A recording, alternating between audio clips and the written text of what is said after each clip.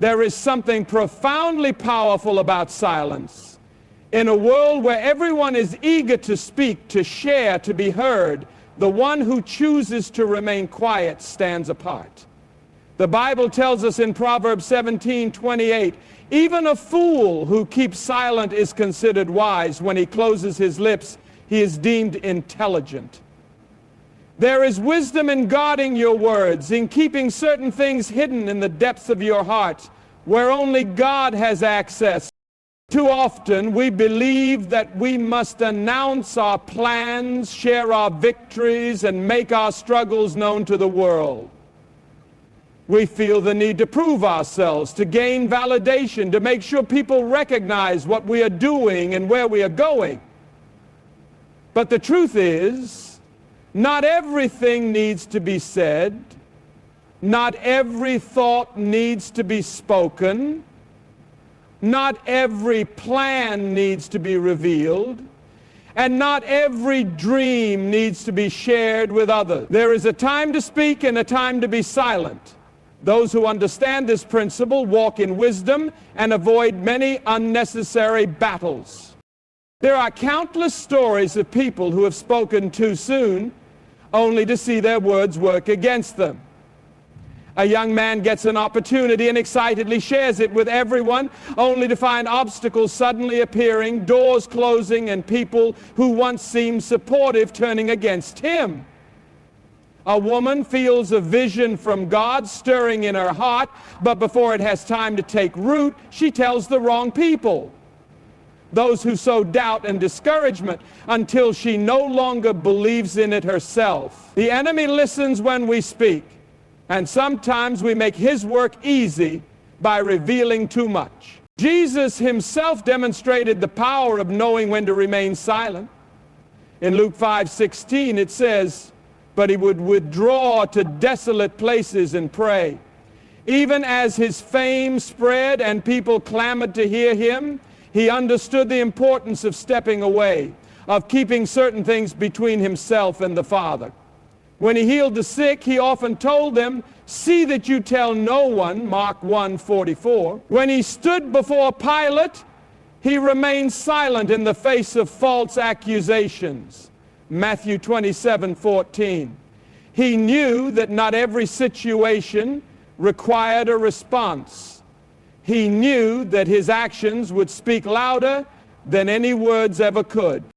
We must learn this same wisdom. The more we speak, the more we invite unnecessary opinions, criticism, and even opposition.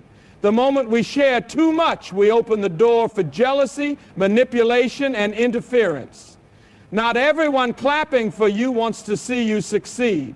Not everyone listening to you is rooting for you. Some people only want to gather information, waiting for an opportunity to use it against you. But when we learn to hold our tongue, when we learn to keep certain things between ourselves and God, we walk in a level of discernment that protects us from harm.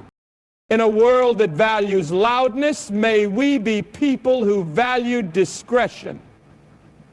In a culture that promotes overexposure, may we choose hiddenness in God.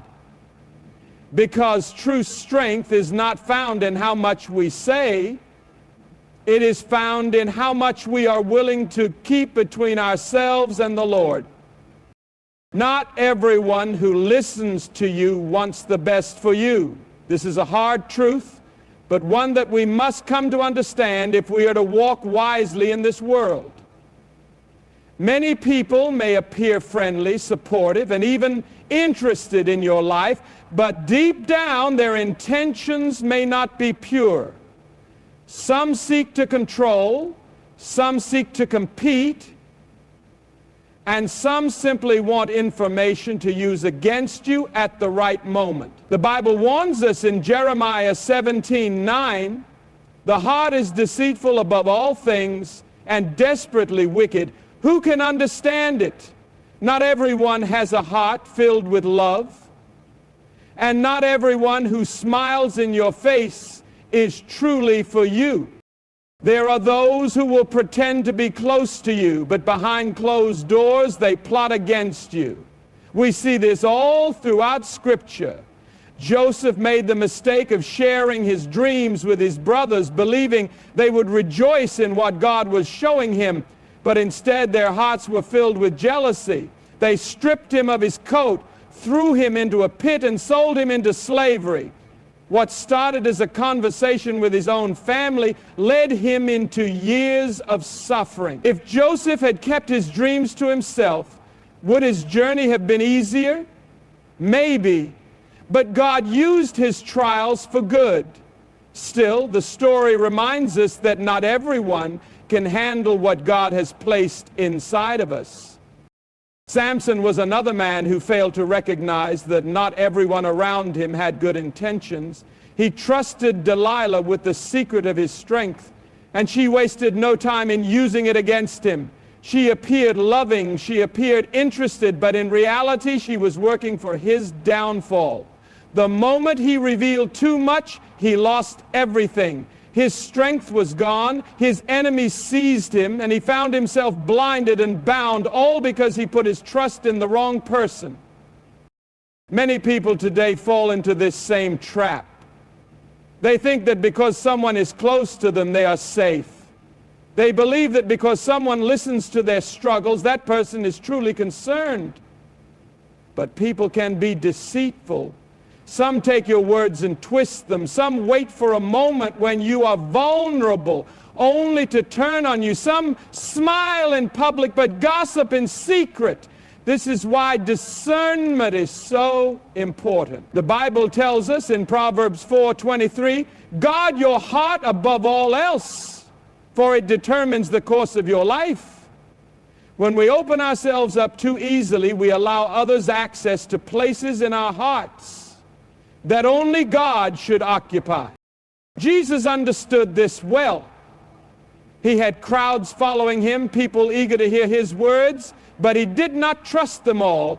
John 2:24-25 says, but Jesus did not entrust himself to them, for he knew all people and needed no one to bear witness about man, for he himself knew what was in man.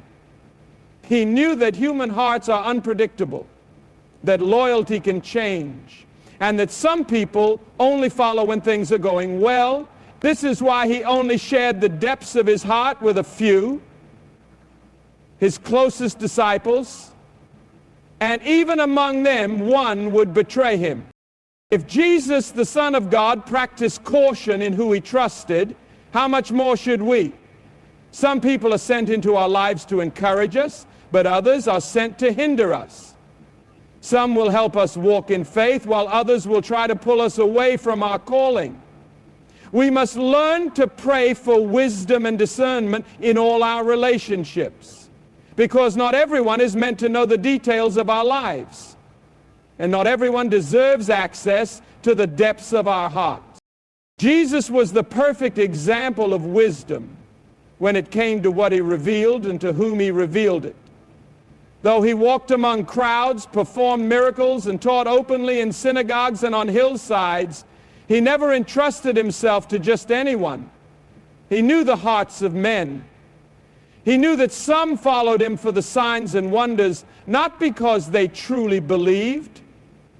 He knew that some came to listen, not because they wanted truth, but because they wanted to trap him in his word. Even among his disciples, he often spoke in parables, revealing deeper truths only to those who were ready to receive them. In John 6, after Jesus miraculously fed the 5,000, the people sought him wanting more, but he did not welcome their enthusiasm without question. Instead, he confronted their motives, saying, you are looking for me, not because you saw the signs I performed, but because you ate the loaves and had your fill. John 6:26, he understood that many followed him not out of love, but out of self-interest. And when he began teaching about the cost of true discipleship, about eating his flesh and drinking his blood, a teaching they did not understand, many turned away and followed him no more. Jesus did not chase them. He did not plead for their loyalty. He let them go, because he knew that not everyone who walks with you is truly for you. Jesus also demonstrated restraint in his silence.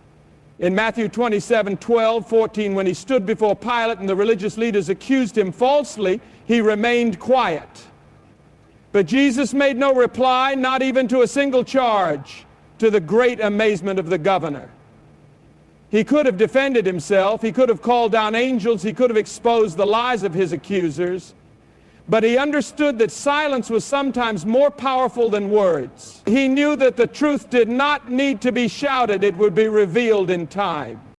Even in the Garden of Gethsemane, when he faced his most intense hour of suffering, Jesus did not bring all his disciples into his struggle. Though he had many followers, he only took 3, Peter, James, and John, into the depths of his anguish. And even among them, as he wept and prayed, he turned fully to the Father. He showed us that some burdens are meant to be shared only in the presence of God. Too often we speak when we should be silent. We explain ourselves when no explanation is needed. We open up our hearts to those who have not proven themselves trustworthy. But Jesus modeled a different way. He taught us that true wisdom is not in revealing everything, but in knowing when to speak and when to hold back. He taught us that not everyone is ready for what God is doing in us. Some will misunderstand, some will twist our words, some will walk away when the truth is too heavy for them to bear. If even Jesus, the Son of God, practiced discernment in what he shared and with whom he shared it, how much more should we? His life reminds us that some things are meant to be hidden until their appointed time. Some battles are meant to be fought in private. Some victories are meant to be revealed only when the work is complete.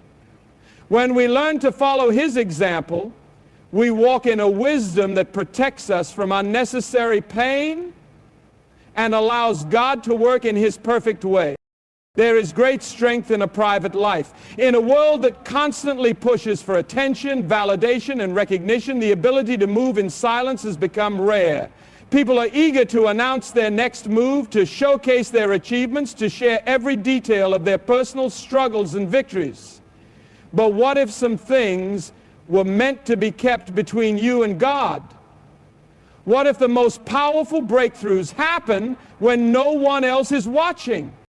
The Bible tells us in Matthew 6:6, but when you pray, go into your room, close the door, and pray to your Father who is unseen. Then your Father who sees what is done in secret will reward you. There is a kind of power that comes from the unseen places. When we pray in private, when we seek God without the need for public approval, he moves in ways beyond what we can imagine. Many of the greatest victories are born in the secret place, not on social media, not in public conversations, but in the quiet moments between you and the Lord. Look at the life of Moses. Before he became a great leader, before he stood before Pharaoh, before he parted the Red Sea, he spent 40 years in the wilderness tending sheep. God prepared him in obscurity before bringing him to the forefront. If Moses had spent those years trying to prove himself to people, instead of allowing God to shape him, he would not have been ready for his calling. Consider David, anointed as king, but sent back to the fields to shepherd sheep. He was not given a throne immediately. He was given time to grow in secret. While no one was watching, he was fighting off lions and bears, preparing for the day he would stand before Goliath. When that moment came, he did not need to announce his strength or his ability. His preparation in private made him victorious in public. Consider David, anointed as king, but sent back to the fields to shepherd sheep. He was not given a throne immediately. He was given time to grow in secret. While no one was watching, he was fighting off lions and bears, preparing for the day he would stand before Goliath. When that moment came, he did not need to announce his strength or his ability. His preparation in private made him victorious in public. Jesus himself, before beginning his public ministry, spent 30 years in obscurity. We know little about his life before he was baptized and began preaching, but we know that God was preparing him. And even when he was known, he often withdrew to lonely places to pray. He did not seek the approval of the crowds. He did not rush to prove his identity. He let the work of God unfold in its perfect time. When we live our lives constantly exposed, constantly seeking affirmation from people, we risk losing the beauty of the process. Some things need time to grow in the dark before they can shine in the light. A seed must be buried before it can sprout. A foundation must be laid before a building can rise. When we try to skip the hidden seasons, we weaken the very things that are meant to make us strong. The world teaches us to announce everything, to share every step, to invite people into places that should be sacred, but wisdom teaches us that not everything needs to be seen. When we keep certain things between ourselves and God, we allow Him to shape us, to protect us, and to prepare us for what's ahead. The most powerful people are often the ones who understand the power of discretion. The ones who do not need constant validation. The ones who trust God's timing. The ones who know that the greatest work is often done in silence. There is great power in silence, in discretion, in keeping certain things between you and God.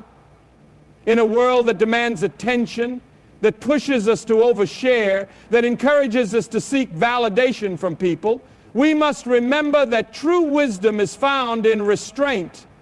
Not everyone needs to know your plans. Not everyone deserves access to your heart. Not everyone should be allowed into the places where God is working in you.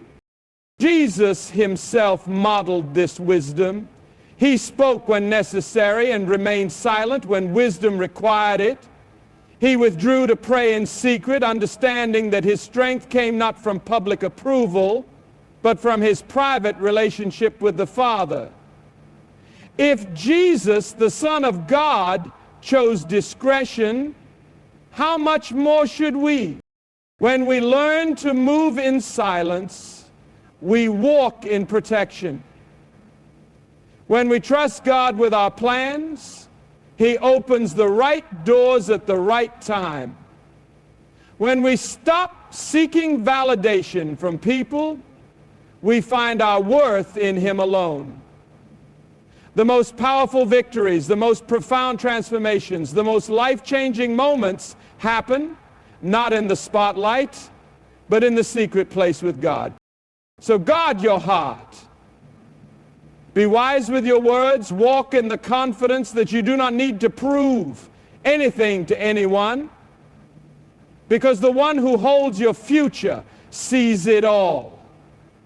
And in His perfect time, what is meant to be revealed will shine not because you forced it, but because God Himself has made it known.